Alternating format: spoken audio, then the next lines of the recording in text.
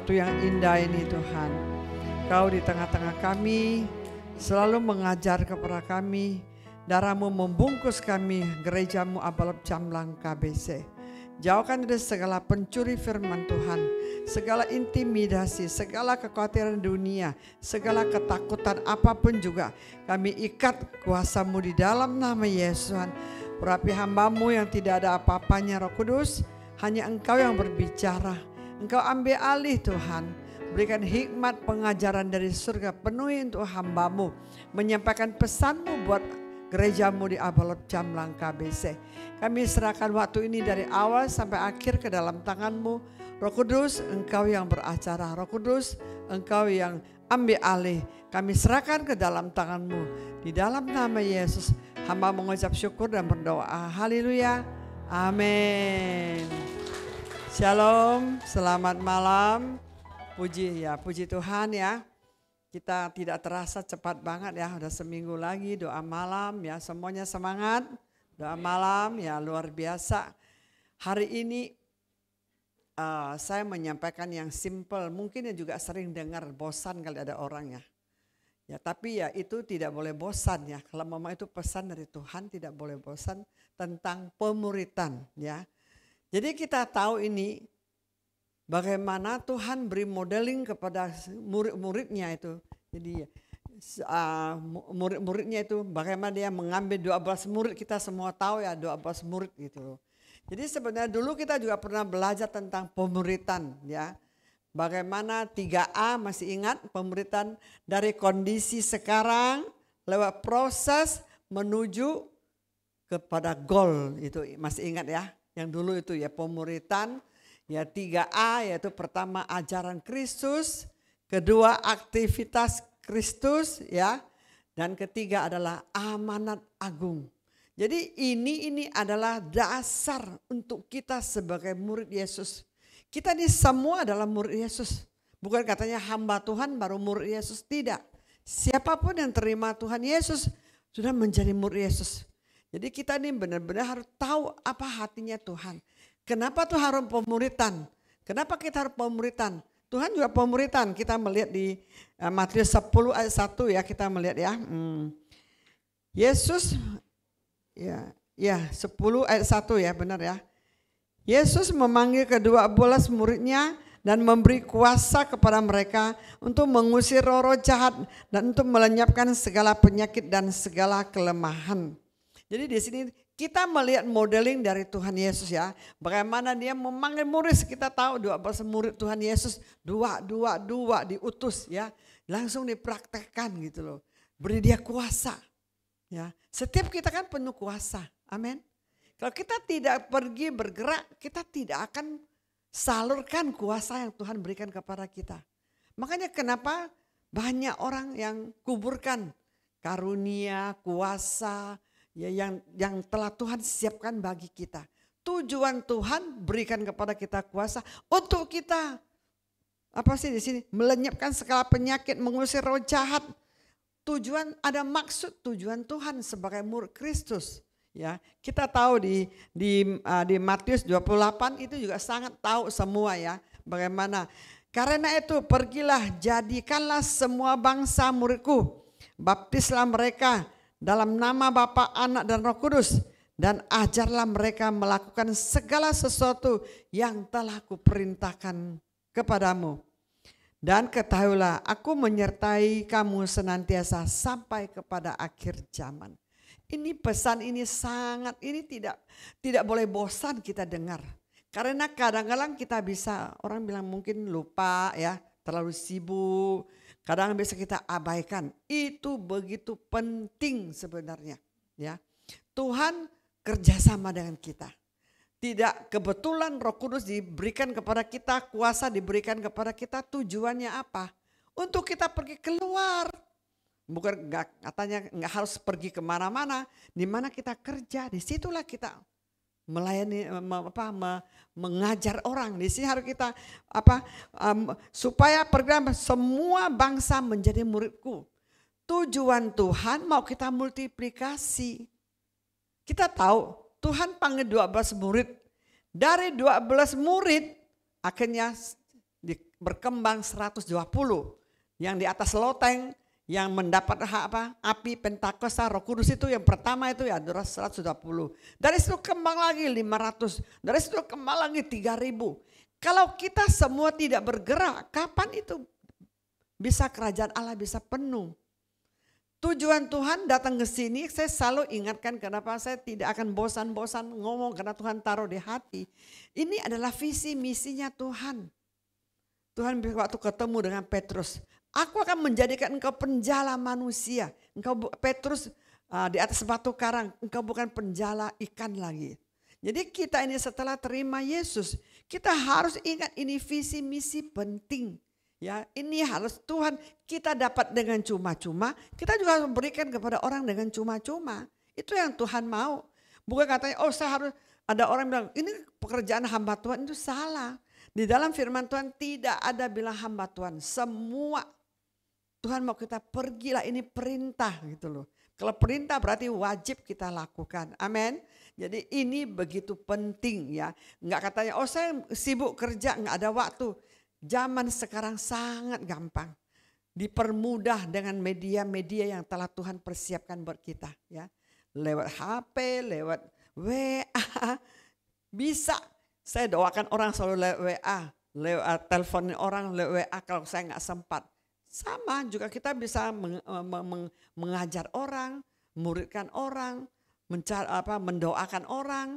Itu tugas seorang murid ya. Tapi di sini Tuhan juga dia sudah memberikan kita modeling buat kita untuk semua kita lakukan ya. Jadi hatinya Tuhan karena dia mau kerjasama dengan kita. Dia adalah Adam yang kedua. Kita tahu Adam pertama itu gagal melakukan visi misinya Tuhan. Ya, menghadirkan kerajaan Allah dalam hidup dunia ini. Tapi dunia telah berbuat dosa. Akhirnya Tuhan Yesus datang kembali ke dunia adalah Adam kedua. Tujuannya kerjakan keselamatan ini, menguduskan kita, membeli kita dengan lunas, dengan darahnya. Supaya kita lanjutkan visi misinya. Setelah selesai dia kembali ke surga lagi. Aku harus pergi, aku akan mengutus kepada Roh Kudus penolong. Inilah tujuannya Roh Kudus di dalam diri kita. Dia terus menolong kita. Terus mendorong, mengingatkan kita. Mengajar kita kepada firman Tuhan, kepada firman ini perintah pesan-pesan Tuhan. Jadi saya percaya sangat yakin seseorang di penuh Roh Kudus mulutnya nggak bisa diam.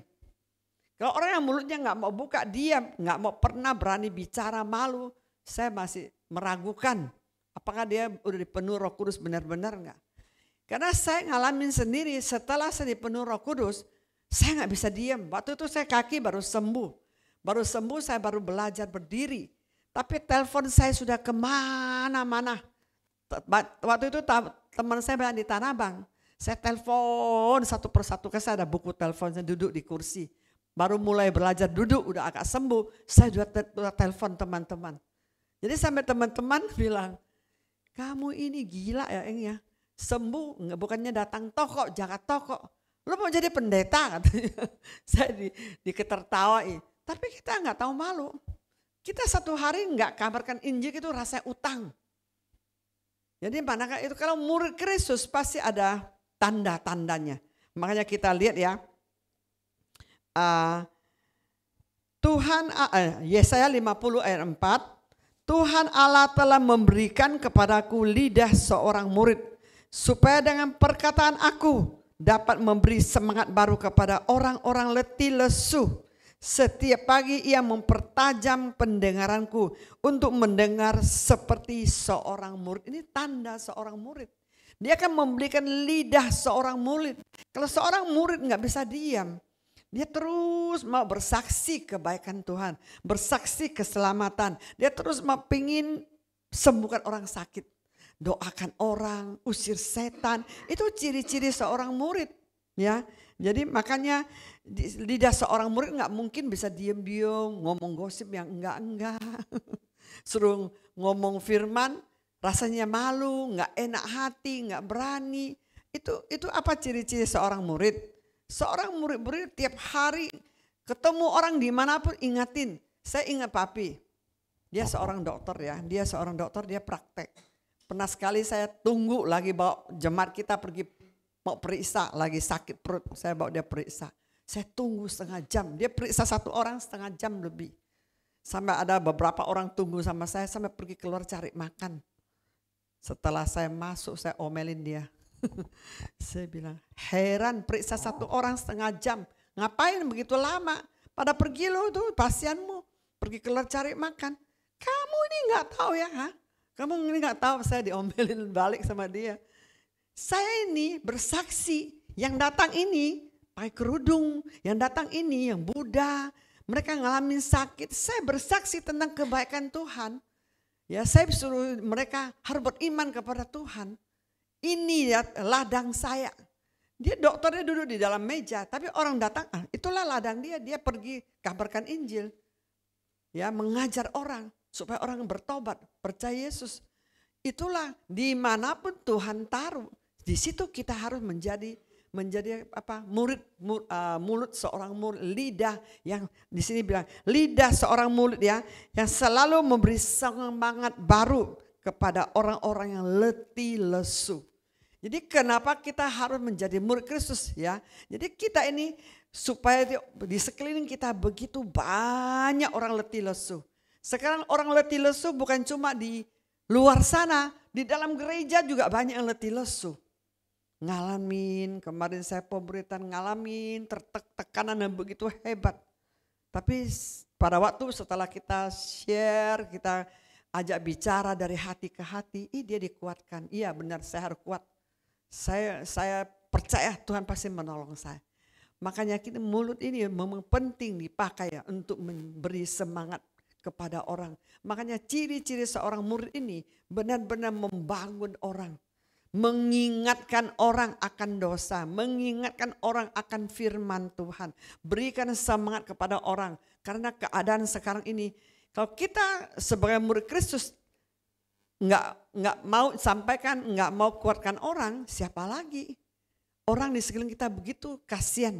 Kalau kita tidak ada hati untuk menolong mereka, makanya kenapa kita harus selalu muridkan. Jadi di sini firman Tuhan ingatkan kepada kita, kita harus selalu belajar untuk muridkan orang. Muridkan orang bukan enggak harus formal, enggak. Karena saya tahu, saya 23 tahun melayani Tuhan. Pokoknya saya punya prinsip, saya bawa orang ke gereja, saya enggak mau setengah-tengah jalan. Kecuali dia lepas dari saya. Oke Engce jangan datang rumah saya, dia usir saya stop. Saya bohong kalau dia usir saya pasti enggak. Selagi dia mau hubungan, mau terima telepon saya tetap akan selalu telepon, tanyain keadaan dia, ajarkan dia masalahmu gimana. Oh kamu harus begini ya, kamu percaya Tuhan sanggup tolong, boleh gak saya doakan kamu ya. Kalau dia sakit, kamu percaya saya pernah ngalamin sakit, bagaimana Tuhan tolong. Bisa masuk apa aja bisa kita. Seorang murid itu memang mulutnya selalu membangun orang, menguatkan orang. Jadi itulah kenapa Tuhan kita nggak selalu formal seperti orang sekolah. Wah kamu tiap hari datang ya, kamu tiap hari datang, nggak perlu sampai cara begitu. Kalau bisa dia jangan bilang setiap hari, seminggu sekali udah puji Tuhan. Saya berikan beberapa, sebulan aja kadang susah untuk atur dia ketemu. Kadang saya nggak bisa, dia nggak bisa, tapi yang penting dia ada roh anak, ada hati yang mau belajar ya, kita saling memuridkan. Saling mengajar. Jadi yang penting kita bisa sambil kita pergi. Saya selalu sambil jalan-jalan, sambil ngajak. Yang penting ketemu. Kalau nggak ketemu, telepon. Zaman sekarang kan gampang ya, nggak kayak dulu ya. Dulu memang kalau dulu pelayanan dari satu rumah ke rumah. Dari Senin sampai Sabtu, saya pasti kunjungin rumah ke rumah, doakan. Tapi ya kalau memuridkan, memang ya enggak semua ya, kita mungkin cari yang benar-benar haus. Tapi kalau saya pimpin orang, bawa orang ke gereja, saya kalau bilang enggak murid ya termasuk memuridkan dia. Saya terus setiap hari saya tanyain keadaan dia. Sekali minggu, kalau saya minggu selalu saya berdiri di belakang, dulu gereja lama. Saya berdiri di belakang, saya udah pantau. Orang yang saya bawa ke gereja mungkin ada 10-15 orang, saya pantau mereka datang enggak. Oh A nggak datang, oh C nggak datang, oh ada 3 nggak datang. Saya pulang langsung saya angkat telepon. Tanyain, kalau dia jawab ya saya ngobrol, kenapa, masalah apa. Itu kita nggak harus formal. Yang penting dia merasa kita perhatikan dia. Kita mengasihi dia. Menolong dia untuk supaya dia kuat iman menghadapi tantangan. Ya, saya perhatikan kalau sudah telepon ada yang nggak angkat, saya nyamperin ke rumahnya. Dulu tiap minggu saya begitu. Saya harus pimpin itu orang sampai jadi. Saya tidak mau tengah-tengah sampai dia dibaptis. Ya dulu kan gereja lama saya kan nggak ada SPK ya. Cuma pertemuan berapa bulan ya, 2 bulan atau berapa. Kita langsung ajar. Saya bina, saya jemput, saya ajar sampai dia jadi. Sampai dia bisa bertumbuh jadi tiap minggu datang, udah mau ke doa malam ya. Sampai dia jadi baru kita pelan-pelan lepas. Jadi cari lagi jiwa baru. Itulah yang saya lakukan ya. Makanya kita membawa orang benar-benar ya mengajar orang sih ya begitulah, bukan memberikan secara formal, mengajar, memperhatikan, ingatkan pada waktu dia ada masalah. Kita harus berikan solusi buat dia. Orang baru kalau kita tidak berikan solusi kepada dia, dia pasti bisa hilang. Makanya kenapa kita terus ajar, terus muridkan ya. Nah, kita lihat lagi di 1 Korintus 11, 1 dan 2. 1 Korintus 11, 1 dan 2. Mari kita sama-sama membacanya. Jadilah pengikutku sama seperti aku juga menjadi pengikut Kristus. Aku harus memuji kamu. Sebab dalam segala sesuatu kamu tetap mengingat akan aku dan teguh berpegang pada ajaran yang kuteruskan kepadamu. Di sini ya, setia pegang ajaran Kristus. Jadi kita sebagai pemurid ya, sebagai hamba, sebagai murid Kristus, kita harus setia pegang. Kalau ada orang yang salah jalan, banyak orang yang maksudnya mungkin ya baru, jiwa baru. Kalau kita tidak ajaran benar-benar, kita tidak pantau benar-benar, dia bisa salah jalan. Dia bisa salah berbuat, kadang-kadang bisa jadi tradisi, bisa membuat dia melenceng. Jadi kita terus arahkan, kita pegang, terus pegang pegang setiap pegang ajaran Kristus. Harus ajar dia yang benar. Saya selalu pertama-tama saya selalu ingatkan kepada orang, karena dulu waktu tim kita. Kalau kita bawa orang ke gereja, ingat ya, kamu jangan langsung bilang, kamu ke gereja nanti kamu diberkati. Kamu di gereja nanti kamu pasti kaya. Jangan kasih janji yang bersalah, itu menyesatkan orang. Saya dari dulu saya tidak suka, kamu ke gereja kamu diberkati. Mau diberkati ada syaratnya. Amin. Jadi kita harus ngajar yang benar, ajaran dari Kristus yang benar. Tujuannya kita memimpin orang, kita memuridkan orang, apalagi jiwa-jiwa baru. Kita harus selalu bilang sama dia, percaya Tuhan Yesus terpenting menyelamatkan jiwa rohmu. Kita manusia ada tubuh, jiwa dan roh. Kalau kita tidak percaya Tuhan Yesus, kita meninggal dunia ini suatu hari, semua akan meninggal dunia ini pasti kedua tempat. Kekal di neraka atau kekal di surga. Jadi kita harus memberikan yang pengertian yang benar. Jangan menyesatkan mereka. Kamu datang gereja, kamu pasti sembuh. Memang dia lagi sakit, boleh kita ngomong gitu. Tapi kita harus jelasin, jangan cuma sampai di situ saja. Harus jelasin lebih dalam. Kenapa orang sakit? Karena dari dosa. Oh, kenapa kita perlu percaya Yesus? Karena Yesus telah menebus, mengampuni dosa kita.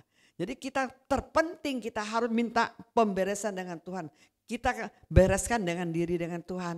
Percaya kalau kamu beriman, sungguh-sungguh mencari dia, itu pasti mukjizatnya ada buatmu. Jadi kita kalau mengajar kepada orang harus benar-benar ajaran Kristus.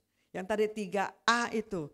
Pertama dari kondisi sekarang lewat proses sampai goal, maksudnya sampai menjadi serupa seperti Kristus, ya kita harus ajaran Kristus harus benar. Kenapa banyak orang percaya Tuhan akhirnya lama-lama hilang. Dia doa-doa dia nggak dapat, nggak kaya-kaya, usahanya nggak jalan-jalan, hilang. Jadi sangat kasihan. Jadi kalau saya selalu ingatkan ya, ingat ya, cari Tuhan bukan cari untuk kaya ya. Kalau kaya itu dari bonus dari Tuhan, tergantung seberapa engkau berkenan kepada Tuhan. Kalau kamu memang Tuhan memakaimu menjadi raja, khusus untuk berkat kaya, untuk menjadi berkat, jadi juga ada tujuan Tuhan. Tuhan berikan kita duit banyak, juga ada tujuan untuk menjadi berkat. Memberkati orang susah, memberi persembahan orang misi di gereja di mana, kembalikan memberkati gereja-gereja, itu juga ada tujuan. Tapi enggak semua orang jadi raja, amin. Jadi kita juga harus penjelasan, ada juga jadi penggembala, ada jadi penginjil, jadi pengajar, jadi nabi, jadi rasul, ya masing-masing. 21 karunia Tuhan berikan kepada kita. Jadi masing-masing tidak semua sama ya. Nggak bisa bandingkan di A dengan B ya. Jadi kita perlu satu penjelasan nih, ajaran ini harus benar kepada orang-orang murid yang kita muridkan. Amin. Saya percaya kita harus mengajar orang benar. Jangan, kalau kita mengajar orang tidak benar, pasti di tengah jalan gugur, hilang. Karena motivasinya sudah salah. Dia cari Tuhan, ada sesuatu yang dia mau, itu salah. Harus kasih tahu dengan jelas kita percaya Tuhan karena kita ini perlu Tuhan, kita ini orang dosa, kita ini orang dihukum di neraka. Jadi kita harus ngomong yang jelas. Dulu pernah sekali saya bersaksi sama family saya, Tuhan saya ada perut saya katanya. Kan tahu orang Kalimantan ya, yang penting perut kenyang, enggak apa-apa. Maksudnya Tuhan Yesus, kalau percaya Yesus kalau nggak ada duit gimana? Akhirnya saya jelasin panjang lebar, terakhir saya bohong, saya cuma bilang gitu.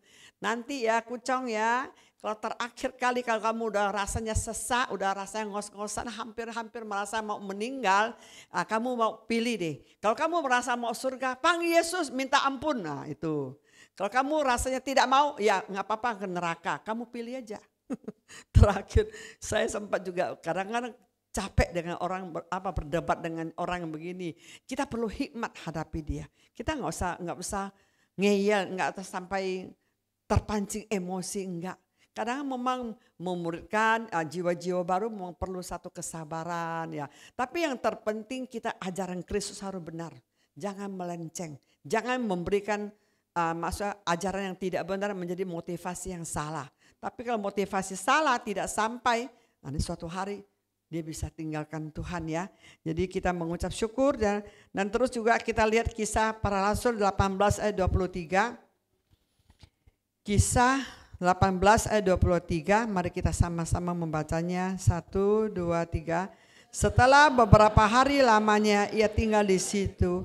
Ia berangkat pula lalu menjelajahi seluruh tanah Galatia dan Frisia untuk meneduhkan hati semua murid. Jadi ini adalah hati Paulus ya. Sebagai seorang yang memuridkan orang, kita harus ada hati untuk memperhatikan.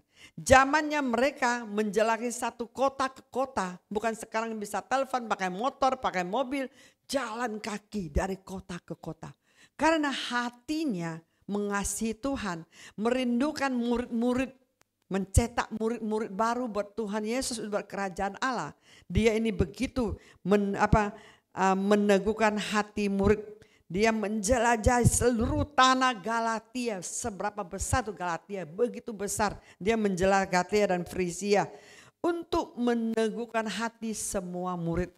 Makanya kita ini sebagai hamba, sebagai murid, kita kalau memuridkan orang, kita nggak bisa langsung lepas. Kita perlu selalu meneguhkan hati mereka. Karena kita tahu setiap kita banyak masalah hidup.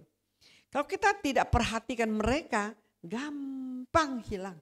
Apalagi keadaan sekarang ini, kalau kita sebagai yang mencetak, yang memuridkan orang, kalau tidak pantau, ada yang sampai bertahun-tahun saya masih pantau. Saya rasa sudah 5-6 tahun, saya masih pantau terus. Kenapa? Karena dia juga merindukan ya untuk dimuridkan oleh saya. Jadi saya terus pantau. Ya, karena mungkin dia merasakan perlu seorang bapak rohani, jadi perlu. Jadi makanya kita mengucap syukur di gereja kita bisa saling membangun kompak. Saya selalu ingatin kompak itu bagus. Kan kenapa kompak itu kan saya pernah dulu cerita ya bagaimana saya lihat penglihatan. Mobil saya itu kok tiba-tiba jadi mobil kecil, cuma depannya saja warna biru. Tapi mobil kecil itu lincah gitu loh. Dia bisa putar sini, putar sana, putar. Dia kayak seperti beri penunjukan kepada saya lihat dalam penglihatan. Saya melihat, kok mobil saya jadi begini pendek. Ke belakang kan biasanya 3 baris kan, belakangnya kemana? Kok cuma 3, cuma depan, tapi dia lincah, balik sini, balik sana, lincah. Ya bikin pertunjukan buat saya lihat, saya bingung, saya doa 3 hari loh, saya nggak ngerti itu apa maksudnya. Kenapa bisa jadi begini ya, kok bisa Tuhan kasih mobil yang begitu lincah tapi warna biru, begini. Tapi mobil saya bukan begitu kan, 3 baris kok jadi 1, ini kecil jadi saya dekatin begini lihat. Ini cuma paling duduk 2-3 orang, gimana ini?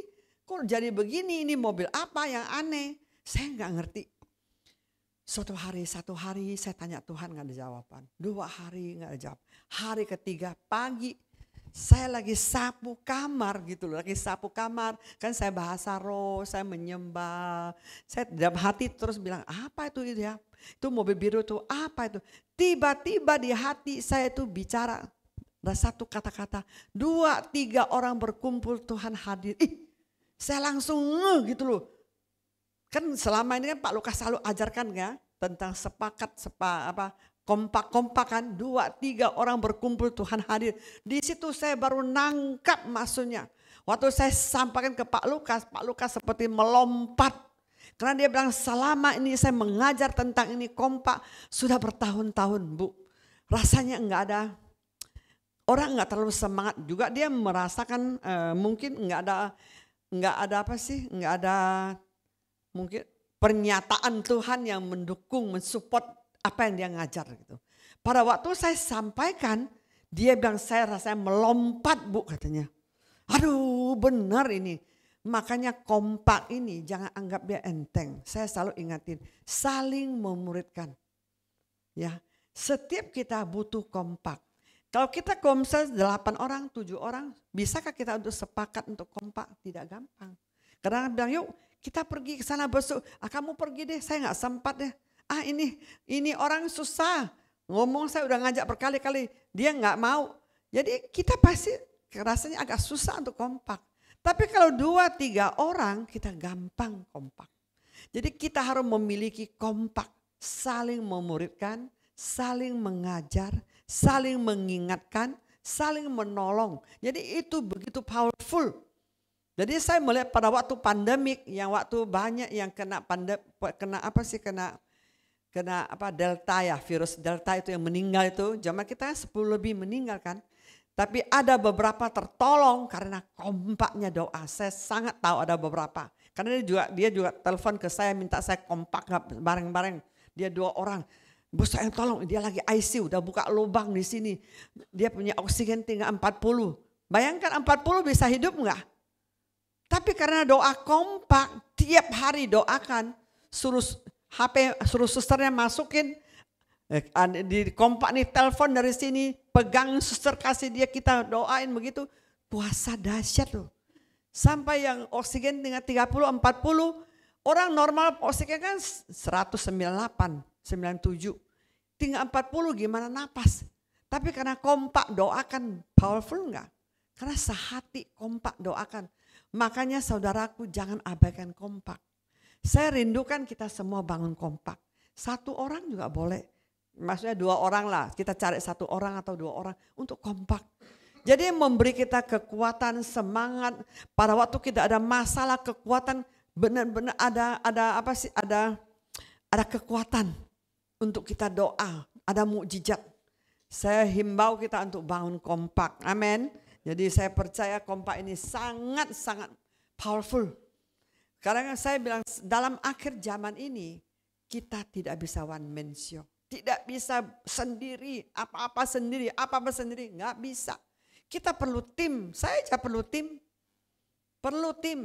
Pak Lukas juga perlu tim. Mereka kepenatuan, mereka saling bangun. Bentuk 2-3 orang penatuan, bentuk mereka 2-3 orang. Saya juga ada 2-3 orang.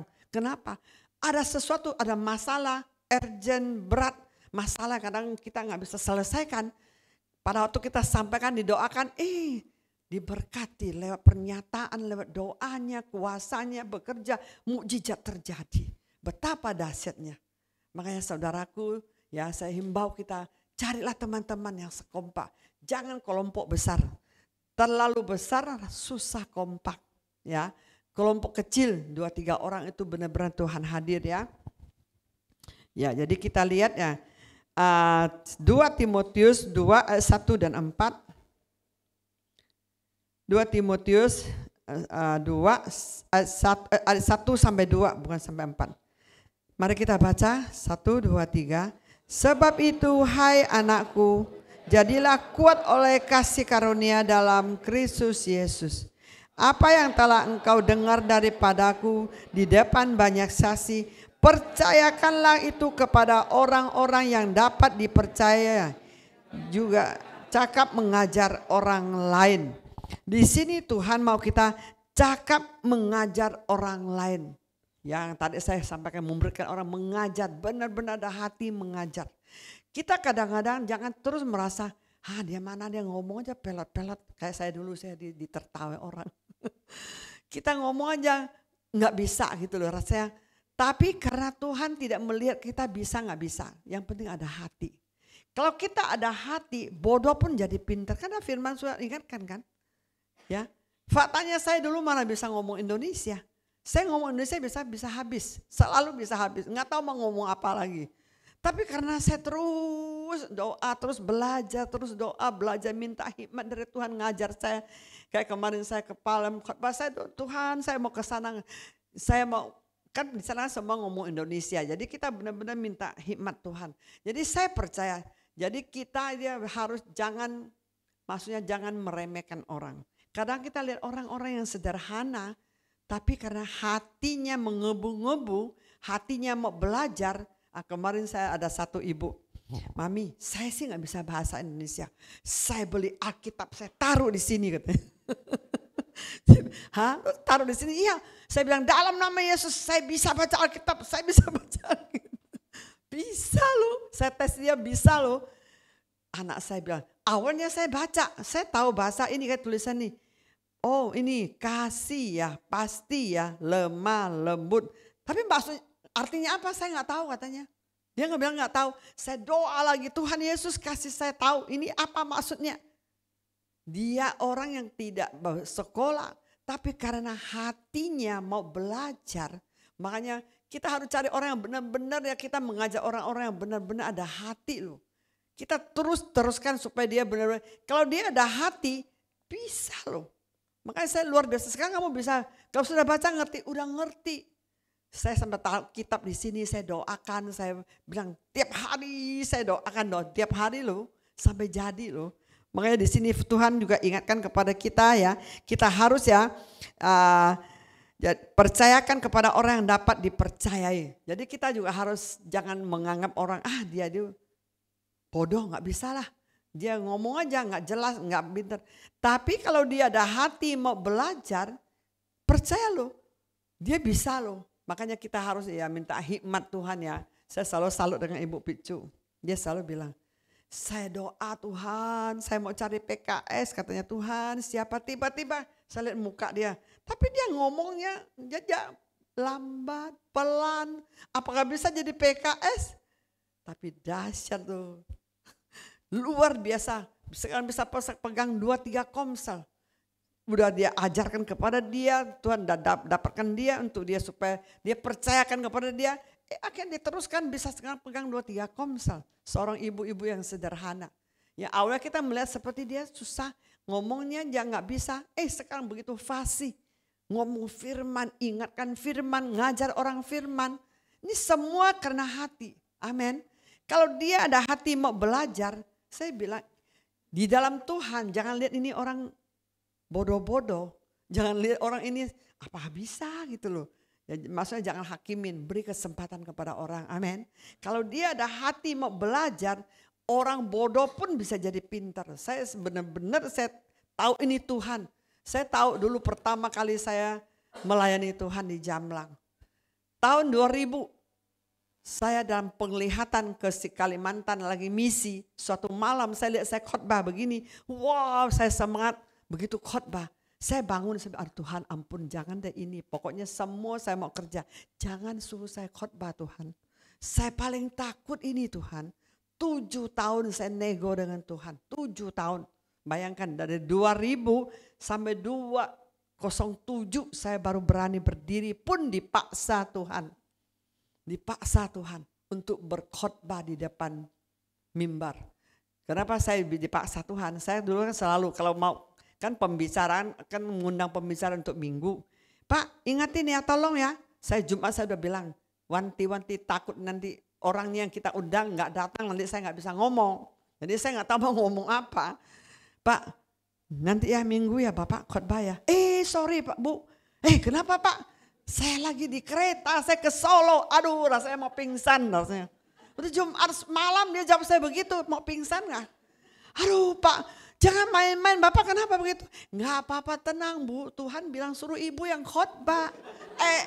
Itu udah bikin saya 2 hari 2 malam gak bisa tidur. Papi jadi saksi, papi waktu itu masih hidup loh.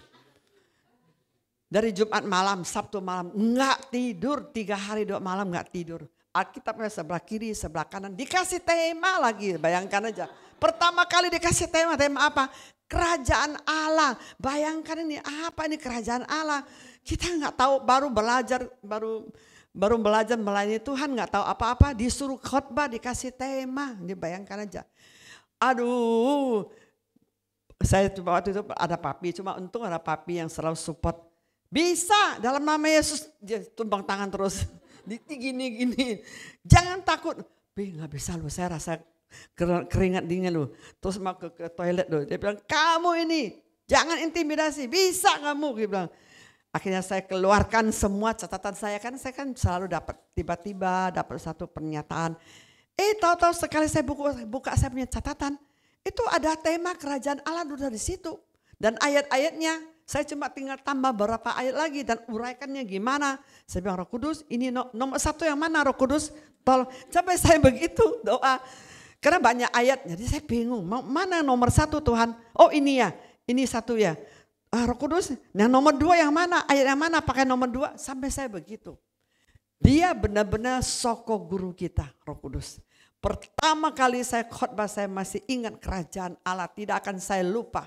Saya khotbah dengan pada waktu mau khotbah di Jamlang, waktu di rumah Jamlang itu jamaah waktu itu ada 80-an orang jamaat itu. Saya waktu itu masih keluar keringat dingin. Saya rasanya kepalanya pokoknya blank banget nah, pokoknya blank banget. Tapi karena saya kan udah nggak bisa lagi hindar, akhirnya papi doain saya tumpang tangan. Saya waktu naik. Saya langsung bahasa roh saya perkatakan iman dalam nama Yesus hambamu tidak ada apa-apa. Roh Kudus bicara, Roh Kudus ajar, Roh Kudus mengajar. Tiba-tiba sekali amin itu mengalirnya enteng gitu, keluar enteng. Gampang sekali. Tidak sadar keluar semua, selesai semua khotbah itu. Tahu kan setelah selesai khotbah ini sakit. Ini karena tegang nih sakit. Sampai itu beberapa anak peluk saya. Mami, wah mami udah bisa khotbah. Yuk saya mau undang makan, gak mau, saya mau tidur saya bilang. Saya udah kecapean 2 hari 2 malam gak tidur, saya gak mau makan, saya capek. Tapi itu tidak akan lupa sampai tahun 2007. Makanya ya kita mengucap syukur ya. Kalau kita ada hati mau belajar, saya percaya kita bisa, amin. Jadi kita harus berani percayakan kepada orang. Sekarang banyak orang bilang gak ada PKS. Pernah nggak kita muridkan orang? Jangan merasa, dia nggak bisa ngomong apa nih jadi PKS. Doakan dia, imanin buat dia, ajarkan dia, dampingin dia. Saya percaya pasti jadi, nggak mungkin nggak jadi. Makanya kemarin Pak Lukas bilang kita pertemuan.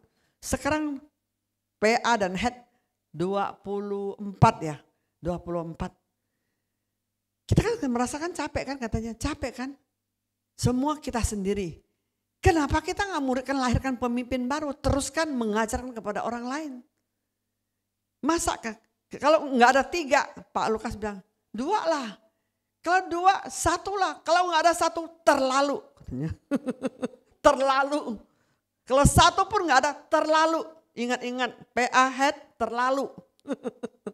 Maksudnya kita jangan merasa dia nggak bisa. Tapi kalau kita mau mengajarkan, teruskan kepada mereka, saya percaya pasti akan lahirkan pemimpin.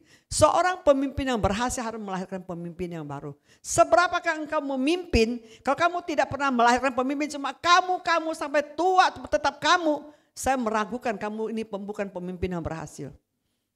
Itu firman katakan. Jadi kita jangan main-main dengan kepemimpinan kita.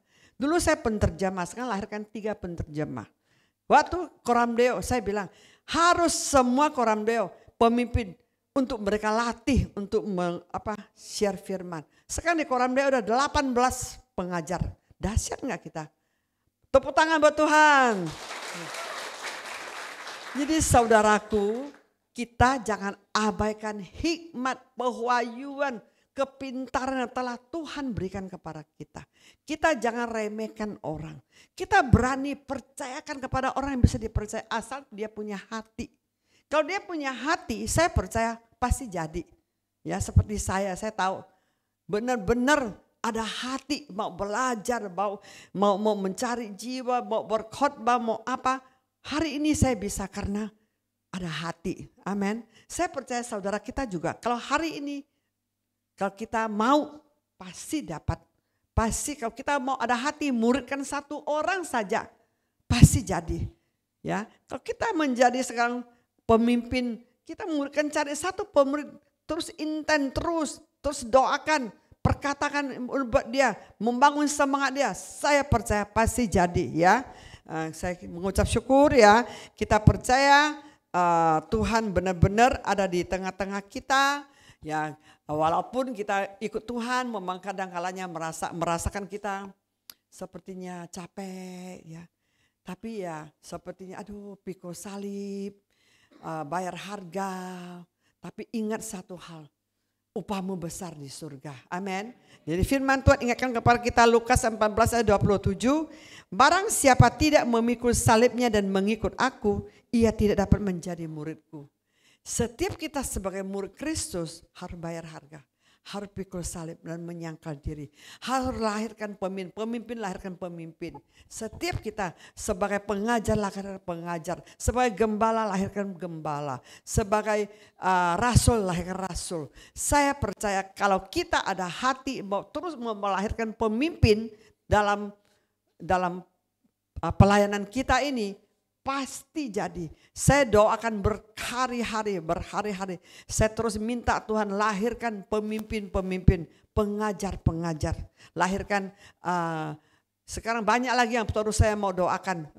Saya percaya kita semua bersatu hati untuk supaya gereja ini lahirkan pemimpin-pemimpin. Nanti kita sih bisa menjadi bapak-bapak rohani buat mereka. Amin. Jadi kita akan menjadi membapain mereka. Saya percaya upah kita besar di hadapan Tuhan. Tuhan memperhitungkan kita. Ingat, tidak bisa egois. Ingat, ini rumah Tuhan. Ini pekerjaan Tuhan. Bukan kerja buat manusia. Kerja untuk memperbesar kerajaan Allah. Amin. Itu yang Tuhan mau. Tuhan mau kita multiplikasi. Kita kalau komsel udah berpuluh-puluhan tahun masih belum multiplikasi. Doa. Percaya minta Tuhan bangkitkan 1 PKS. Pasti nanti ada lagi domba-domba. Pasti ada lagi jiwa-jiwa yang Tuhan persiapkan kepada kita. Oke. Mari kita bersatu hati berdoa. Bapak, kami mengucap syukur Tuhan, Engkau berhenti berbicara, tapi Roh Kudus, biar Roh Kudus Engkau mengingatkan kepada anak-anak-Mu, hamba-hamba-Mu di Abalop Jamblang KBC Tuhan. Jadilah mereka Tuhan pemurid yang luar biasa, melahirkan murid-murid yang baru Tuhan. Berikan mereka hikmat semua Tuhan. Kami percaya tidak akan ada yang terlambat di dalam nama Yesus Tuhan. Ampunin kami kiranya Tuhan, kami belum berkenan kepadamu. Kami belum Tuhan multiplikasi, kami belum melakukan apa yang Engkau pesankan kepada kami Tuhan. Ajaran Kristus, aktivitas Kristus dan amanat agung Tuhan. Biarlah Tuhan berikan kami kesempatan lagi Tuhan. Abalop Jamblang KBC lahirkan murid-murid sejati terus di dalam nama Yesus Tuhan. Kami percaya ini gereja ini milik-Mu, Engkau yang bangun, Engkau mempersatukan kami, Engkau juga yang mengingatkan kepada kami, Engkau juga selalu Tuhan menguatkan kepada kami. Karena kami tahu waktu ini sangat singkat. Kami tidak mau sia-siakan waktu untuk hal lahiriah saja. Kami mau pikirkan perkara yang di atas, kami mau pikirkan yang kekekalan. Kerajaan Allah harus Tuhan ditegakkan di seluruh aspek kehidupan kami. Tuhan dimanapun kami hidup, Tuhan selalu menghadirkan kerajaan Allah. Terima kasih Bapa, kami serahkan hari ini ke dalam tangan-Mu. Di dalam nama Yesus hamba mengucap syukur dan berdoa. Haleluya. Amin.